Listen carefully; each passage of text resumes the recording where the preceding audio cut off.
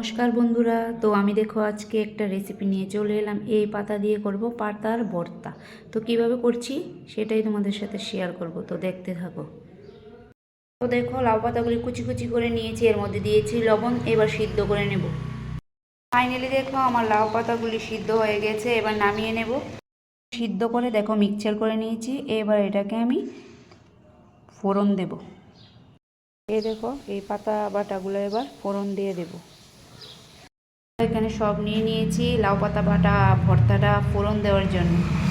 দেখো পেঁয়াজ কুচিগুলি brown brown হয়ে গেছে, এবার দিয়ে দেব রসুন। রসুন দিয়ে আবার একটু ভেজে নেব। দেখো এগুলি ভাজা ভাজা হয়ে গেছে, এবার দিয়ে দেব পাতা বাটাটা। এখন মিশিয়ে নেব।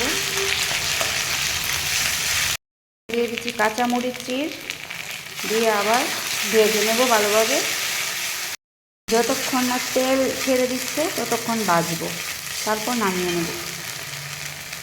ফাইনালি দেখো রেডি হয়ে গেছে। আমার এই রেসিপিটা ভালো লাগলে লাইক শেয়ার কমেন্ট করে আমার পাশে থেকো। আর তোমরা এইভাবে গরম ভাতের সঙ্গে বাড়িতে করে খেয়ে দেখো, খুবই ভালো লাগবে। আমার তো খুবই ভালো লাগে। তো সবাই আমার ব্লগটা দেখার জন্য তোমাদেরকে অনেক অনেক ধন্যবাদ।